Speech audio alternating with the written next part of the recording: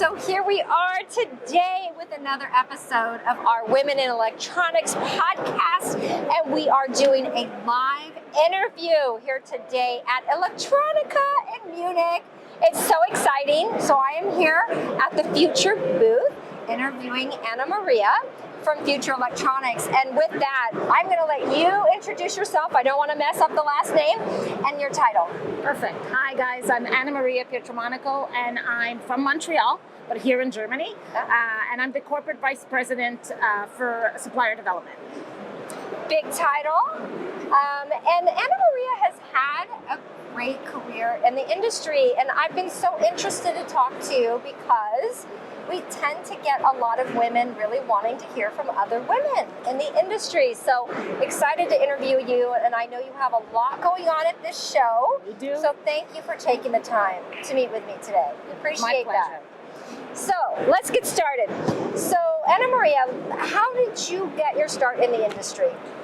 So many years ago, about 34 to be exact, or actually 35, I was working for a computer products company. I was a branch administrator, so mostly financial background. And the inside salesperson resigned, and the general manager said to me, "You should try inside sales." And I'm like, but I did. I tried it. It took me half a day and loved it. Good. And then the company went bankrupt. But the GM left and went to Future and pulled me in. Okay. And I've Here been there you are. ever since. I started as inside sales, then I went to branch PM, then moved to marketing, where I did PM role, worldwide business manager role, then went back to sales, then went back to supplier development. I tell you, it's 34 years, and that Wow. seems like a lot, but when you get the opportunity to do all of these different roles Yes. within one company, it doesn't feel like a lot. Wow. So that's really a good point, I would have to say, for a lot of women to consider. You kind of moved around to different positions. And the other thing that's critical about what you said is somebody pulled you over to Future. So it's a very relationship-driven industry. As you can 100%. see, we have so many people here today. Always good to keep those really good connections because they can help Critical. launch you. All right, so I'm going to ask you some questions in a little bit about mentorship and some other things, but before I do that, you said that you came over to Future and you stayed. Why? Why Future? What is about Future? So one thing about Future is we're a closely knit family. Yeah. We're very young. They, get you really young, and you're put into these big groups. So marketing, let's talk marketing. So you put into these groups, and we go and we do training together for 4 weeks, Right. like intense training, and you start to build bonds. And we're taught really young that we have to try to help each other. Yep. And because of that, we become very close, like a close family. And Future has been, for me, a family. So, I mean, they're privately held and family run. So the owners are very much involved, and they give us the autonomy to do what we think is right if we believe in something. Wow. Right? And being privately held means no Wall Street. So if we want to have the largest available to sell inventory, we do it without justification. Wow. If we want to build the biggest and best engineering department, we do it and don't have to report other than the ownership team who, they trust us, so they let us do it. We're on one global IT platform, and for most, like, what does that even mean? Right. And why is that important? It's important because you know how the market goes up and down. Well, when we go in the morning, I see exactly what my counterpart in Singapore sees or what my counterpart in London sees. And so that allows us to react quickly and globally. Wow, so it is a lot of flexibility, and what we're hearing a lot from a lot of successful companies, it's the agility and the flexibility that's critical. So that's kind of been built into the model. 100%. And so that's really good to hear. So let's circle back around. I wanted to interview you because we don't see a lot of women rising up into certain levels of leadership in the industry, which I think at this point, a lot of people, men and women, all of us united, want to see that improve, right? And there's a real good case for why women should be in leadership roles. So, but despite when you started in the industry, I mean, this goes way back 34 years ago, it was even more male dominated at the time. So who were some of your mentors and how did you overcome some of those barriers as a female leader rising up in a male dominated industry? So I think in my tenure, I have had the honor and privilege to work with some truly inspiring people, both men and women. But to your point, there was a lot more men in the industry than women. And so it all stems again to the fact that we're such a tightly knit group that we're taught right from the very beginning to help each other succeed and really meet our objectives and truly achieve goals that all of us are striving for. Right? So even to name, there's been so many, and and some of them are really quiet leaders where you just use as venting. I have had some of the best bosses, and I could tell you that some were very strong, very dominant, showed me what to do, while others were there just to listen to me vent. But that's almost more important because you have to believe in yourself. You're not going to go anywhere if you don't believe in yourself. And sometimes you just need that one person, can I vent for a second? And then they just listen, and you know what you're doing is right, but you just need that little affirmation from them that, yep, you're in the right direction. Yes. And some leaders, like in my case, some have just pushed me 100%. farther than I thought I could go, and that's helpful too. At the time, it doesn't feel good. No, exactly. And they push because they know, they believe in you, and they know what you can and can't do. Yes. And it's funny, it's almost now my life's mission to do that with some of the women at Future. And I see that when I'm in a room and they walk in, and they go and they're not even sitting at the table, they're going and they're sitting behind. And I'll turn around, I'll stop the meeting, I'll turn around and say, right here, right now, right next to me. You have to, because if we don't do it for one another, we have to help and support. And sometimes they just need that little push. Oh, that's such good input. And it's so good to see a female leader who's wanting to pull up other men and women, but including the female leaders, right? And to that table. So I really like that a lot. Now, okay, so we're going to get to an important topic that I believe that most women, just because of how we're raised and just because of systemic issues, I believe most women have confidence issues. I know I struggled with that my entire career. A lot of women struggle with that, even in higher levels in their career. So how is it that you manage those issues rising up? So it's funny, I have these conversations with my daughter all the time because she tells me all the time, but you're confident, you've always been confident. No, I haven't. And I know we've talked about this in the past. I'm first generation, right? My parents were born in Italy and came here very young. I could not talk to them about, there's all these men and I'm the only woman and I, need help. There wasn't that level of communication. My parents were go to work every day, don't call in sick, and just work the best that you can. And so, what I mentioned before about having some of those mentors that pushed me to do some of the things they knew I could do, while others were there just to listen so I can vent.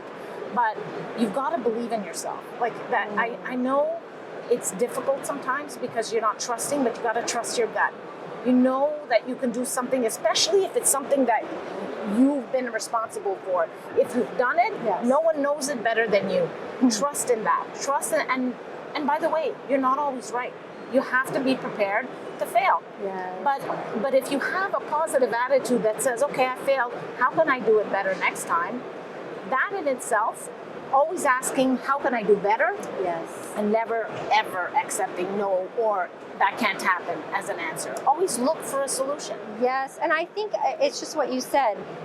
Confidence is built by doing, whether it's in sometimes failing and redoing something better. Some of my best successes have been through a redirection, trying something one way, it's not working, going another direction. But I really think it's how you see failure. I don't personally always see it as failure. I see it as, oh, well, let me just try something different. And then you gain confidence from that. So your experience, because you lead people, are you seeing this to be a common theme with women to not want to fail?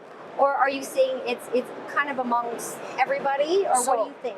At Future, we tend to hire A types, right? So A types are, they want control, they want to be the best, they want to do the best that they can.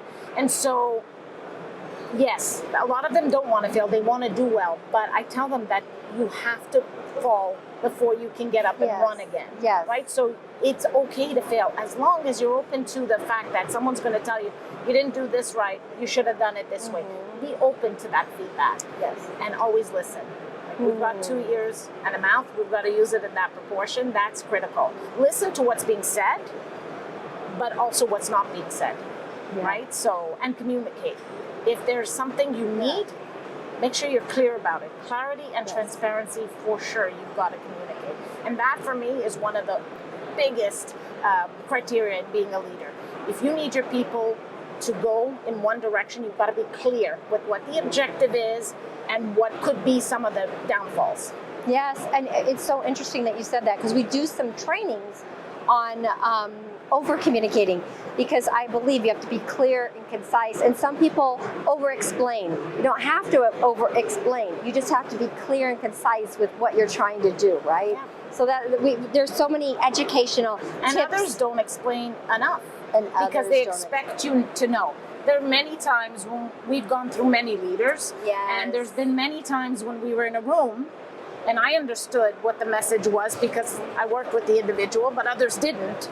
And so we'd leave the office and I would see a bunch of people behind me walking after me to go into my office and say, what exactly was the objective? What did he mean by that? What this, what that? Okay. So, okay.